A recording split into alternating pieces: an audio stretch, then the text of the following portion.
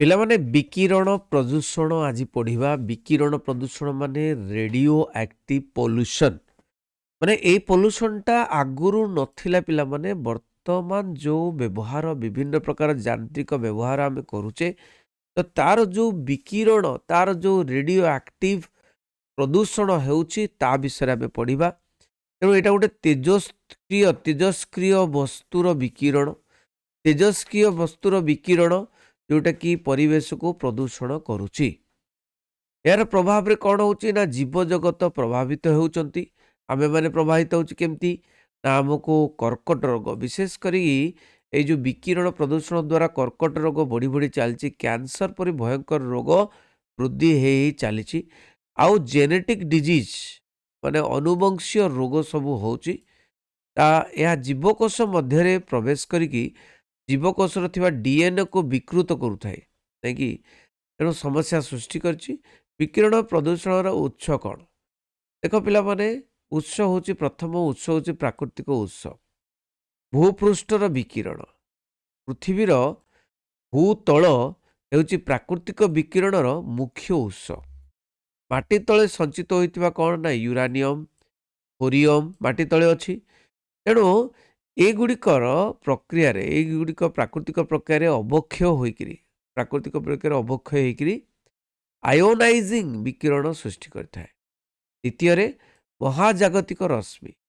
ଏହି ରଶ୍ମି ଗୁଡ଼ିକ ବାହ୍ୟ ଜଗତରୁ ଆମ ଗ୍ରହକୁ କ୍ଷିପ୍ର ବେଗରେ ପ୍ରବେଶ କରି ଆମ ଗ୍ରହକୁ ପ୍ରଦୂଷିତ କରିଥାନ୍ତି। ଆଉ ଗୋଟେ ହେଉଛି ରେଡ଼ିଓ ନ୍ୟୁକ୍ଲାଇଡ୍ସ। ଏଗୁଡ଼ିକ ପ୍ରାକୃତିକ ଉତ୍ସ, ଠିକ୍ ଅଛି। ବାୟୁମଣ୍ଡଳରେ ଅସ୍ଥାୟୀ ଅବସ୍ଥାରେ ଥିବା ରେଡ଼ିଓ ନ୍ୟୁକ୍ଲାଇଡ୍ସ ଭାଙ୍ଗିବା ଦ୍ୱାରା ବିକିରଣ ପ୍ରଦୂଷଣ ହୋଇଥାଏ। ତାପରେ ଦେଖିବା କୃତ୍ରିମ ଉତ୍ସ, ଯେଉଁଟାକି ଆମ ଦ୍ୱାରା ହେଉଛି। ଆମ ଦ୍ୱାରା କେମିତି ହେଉଛି? କୃତ୍ରିମ ଉତ୍ସ। ତେଜସ୍କ୍ରିୟ ବର୍ଜ୍ୟବସ୍ତୁର ଅସୁରକ୍ଷିତ ନିଷ୍କାସନ, ଯେମିତିକି ବିଭିନ୍ନ ଶିଳ୍ପ, ଆଣବିକ ଶକ୍ତି କେନ୍ଦ୍ରରୁ ନିର୍ଗତ ହେଉଛି ବର୍ଜ୍ୟବସ୍ତୁ, ନାଇଁ, ଏଗୁଡ଼ିକ ଅସୁରକ୍ଷିତ ଭାବରେ ସମୁଦ୍ରକୁ ଛାଡ଼ିଦେବା ଦ୍ୱାରା ଏହା ପରିବେଶକୁ ପ୍ରଦୂଷଣ କରୁଛି ତେଜସ୍କ୍ରିୟ ବର୍ଜ୍ୟବସ୍ତୁ ଦ୍ୱାରା। ତାପରେ ଅସୁରକ୍ଷିତ ଖନନ। ତେଜସ୍କ୍ରିୟ ବସ୍ତୁ ଯଥା ୟୁରାନିୟମ୍ ଖନନ, ଥୋରିୟମ୍ ଖନନ ଯେଉଁ ଖନନ ହେଉଛି ବା ଖୋଳା ଯାଉଛି ଏବଂ ତାକୁ ଆଣିବା ପାଇଁ ତେଜସ୍କ୍ରିୟ ବସ୍ତୁକୁ, ଏହାଦ୍ୱାରା ଆଣବିକ ବସ୍ତୁର ଅବଶିଷ୍ଟାଂଶ ଗୁଡ଼ିକ ଭୂପୃଷ୍ଠ ନିକଟସ୍ଥ ଜଳାଶୟରେ ମିଶିଥାଏ, ତେଣୁ ପ୍ରଦୂଷଣ କରେ। ତୃତୀୟରେ, ଆଣବିକ ଅସ୍ତ୍ରର ଉତ୍ପାଦନ। ଏ ଯେଉଁ ଆଣବିକ ଅସ୍ତ୍ର ଆଜିକାଲି ଯୁଦ୍ଧ ପାଇଁ ସମସ୍ତେ ତୃତୀୟ ବିଶ୍ୱଯୁଦ୍ଧ ସନ୍ନିକଟ, ସମସ୍ତେ ଉଭା ହେଉଛନ୍ତି ଯୁଦ୍ଧ ପାଇଁ, ପରୀକ୍ଷଣ କରୁଛନ୍ତି ଆଣବିକ ଅସ୍ତ୍ରକୁ। ତ ଆଣବିକ ଅସ୍ତ୍ର ପରୀକ୍ଷଣ ଏବଂ ବିସ୍ଫୋରଣ ଦ୍ୱାରା ଷ୍ଟ୍ରୋଣ୍ଡିୟମ୍ 90, ସେମିୟମ୍ 137, ଆୟୋଡିନ୍ 131 ଇତ୍ୟାଦି ବିକିରଣ ପଦାର୍ଥ ଇତ୍ୟାଦି ବାହାରି ପରିବେଶକୁ ଦୂଷିତ କରିଥାଏ। ଏଇଟା ବହୁତ ଇମ୍ପୋର୍ଟାଣ୍ଟ ପଏଣ୍ଟ। ନେକ୍ସଟ ପଏଣ୍ଟ, ଆଣବିକ ଶକ୍ତି କେନ୍ଦ୍ରରେ ଦୁର୍ଘଟଣା। ବେଳେବେଳେ ଆବଶ୍ୟକ ସତର୍କତା ଅଭାବରୁ କ'ଣ ହୁଏ? ଆଣବିକ ଶକ୍ତି କେନ୍ଦ୍ର ଯେଉଁଠି ଅଛି ସେଠି ଦୁର୍ଘଟଣା ହୁଏ।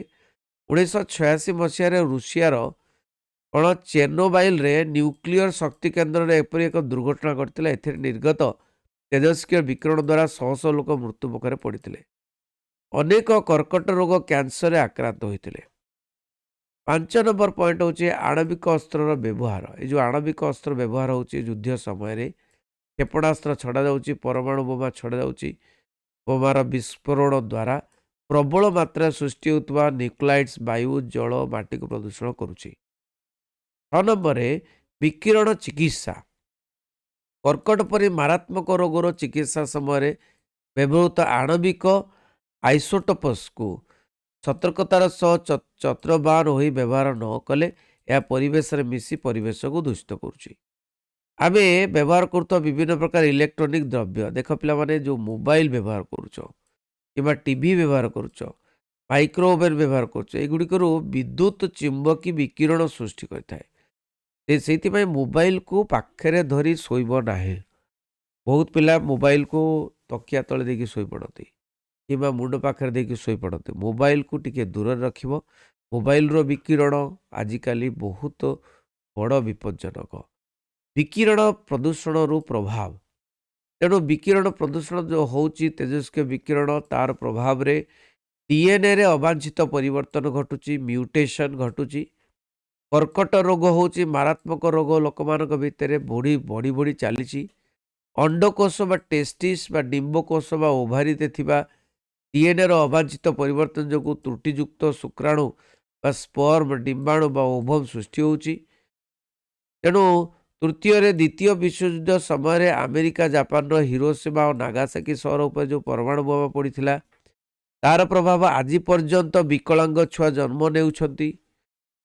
4 ନମ୍ବରରେ ତେଜସ୍କ୍ରିୟ ବିକିରଣ ଅସ୍ଥି ମଜ୍ଜା ବା ବୋନ୍ ମ୍ୟାରୋକୁ ପ୍ରଭାବିତ କରି ରକ୍ତ କର୍କଟ ବା ବ୍ଲଡ୍ କ୍ୟାନ୍ସର ସୃଷ୍ଟି କରୁଛି। ତେଜସ୍କ୍ରିୟ ବିକିରଣ ପ୍ରଭାବରେ ଗର୍ଭବତୀ ମହିଳାର ଗର୍ଭପାତ ବା ଅବର୍ଷଣ ହେବାର ସମ୍ଭାବନା ଅଛି। ଗର୍ଭସ୍ଥ ଶିଶୁ ମଧ୍ୟ ପ୍ରଭାବିତ ହେଉଛି। ତେଜସ୍କ୍ରିୟ ବିକିରଣ କୋଷରେ ଥିବା ଡିଏନ୍ଏକୁ ପ୍ରଭାବିତ କରୁଥିବାରୁ ଜୀବକୋଷର ଆୟୁ କମାଇବା ସହିତ ଅକାଳ ବାର୍ଦ୍ଧକ୍ୟ ଆଣିଦେଇଛି। ତ ପ୍ରଭାବ ଗୁଡ଼ିକ ଦେଖ ପିଲାମାନେ 7 ନମ୍ବରରେ ଆମେ ବ୍ୟବହାର କରୁଥିବା ରଙ୍ଗ ବା ପେଣ୍ଟିଂ ଯେଉଁ ପେଣ୍ଟ ବ୍ୟବହାର କରୁଛୁ ତାର ଥିବା ବିକିରଣ ପଦାର୍ଥ ଚିତ୍ରକରଙ୍କର ପାଟିକୁ ଯାଇ ମୁଖ ଗହ୍ୱର କର୍କଟ ସୃଷ୍ଟି କରୁଛି।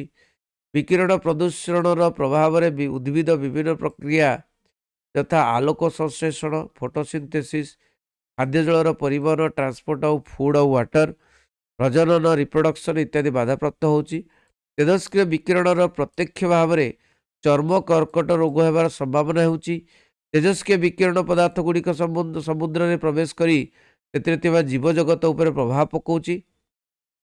ତ ବିକିରଣ ପ୍ରଦୂଷଣର ସମାଧାନ, ତେଣୁ ଦେଖ ପିଲାମାନେ ସଠିକ୍ କେମିତି ସମାଧାନ ହେଇପାରିବ ବିକିରଣ ପ୍ରଦୂଷଣକୁ ନା ସଠିକ୍ ନିଷ୍କାସନ।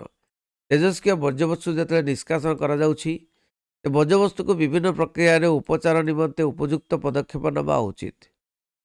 ଦ୍ୱିତୀୟରେ ସୁରକ୍ଷିତ ସଂରକ୍ଷଣ ବା ତେଜସ୍କ୍ରିୟ ବସ୍ତୁର ସଂରକ୍ଷଣ ସମୟରେ ଦୁର୍ଘଟଣାକୁ ରୋକିବା ପାଇଁ ସମସ୍ତ ପ୍ରକାର ସତର୍କମୂଳକ ପଦକ୍ଷେପ ଆଣିବା ଦରକାର। ଆଣବିକ ପରୀକ୍ଷଣ ପ୍ରତିବନ୍ଧକ ଲଗାଇବା ଦରକାର। ପୃଥିବୀରେ ଆଣବିକ ପରୀକ୍ଷଣ ଉଦ୍ଭିଦ ଜଗତ ଏବଂ ଜୀବଜଗତ ପ୍ରତି ବିପଦ ସୃଷ୍ଟି କରିଛି, ତାକୁ ପ୍ରତିବନ୍ଧକ ଲଗାଇବା ଦରକାର। ଆଣବୀକ୍ଷଣ ପରୀକ୍ଷଣ ଆଉ ନ ହଉ। ବିକଳ୍ପ ଶକ୍ତି ଉତ୍ସ, ଆଣବିକ ଶକ୍ତି ଉତ୍ପାଦନ କେନ୍ଦ୍ରର ବିକଳ୍ପ ଶକ୍ତି ଉତ୍ସ ଯଥା ସୌରଶକ୍ତି, ଜଳ ବିଦ୍ୟୁତ ଶକ୍ତି, ପବନ ଶକ୍ତିର ବ୍ୟବହାର ଇତ୍ୟାଦି ଉପରେ ଅଧିକ ଧ୍ୟାନ ଦେବା ଉଚିତ, ଯାହା ପରିବେଶ ପାଇଁ ଅନୁକୂଳ ଅଟେ। 5 ନମ୍ବରରେ ପୁନଃ ବ୍ୟବହାର। ପରମାଣୁ ବର୍ଜ୍ୟବସ୍ତୁକୁ ସମ୍ପୂର୍ଣ୍ଣ ଭାବେ ନଷ୍ଟ କରିବା କଷ୍ଟସାଧ୍ୟ ହୋଇଥାଏ। ଏହାର ପୁନଃ ବ୍ୟବହାର କରାଗଲେ କ'ଣ ହେବ ନା ଆଉ ବିକିରଣ ହେବ ନାହିଁ। ତ ପିଲାମାନେ ଏଇଠି ଆମେ ଜାଣିଲେ ଯେ ବିକିରଣ ପ୍ରଦୂଷଣର ସମାଧାନ କ'ଣ ହେଇପାରିବ, ବିକିରଣ ପ୍ରଦୂଷଣର ପ୍ରଭାବ କ'ଣ ପଡ଼ୁଛି, ବିକିରଣ ପ୍ରଦୂଷଣ କ'ଣ, ବିକିରଣ ପ୍ରଦୂଷଣର ପ୍ରାକୃତିକ ଏବଂ କୃତ୍ରିମ କାରଣ। ତେଣୁ ବିକିରଣ ପ୍ରଦୂଷଣ ଅର୍ଥାତ୍ ରେଡ଼ିଓ ଆକ୍ଟିଭ୍ ପଲ୍ୟୁସନ୍।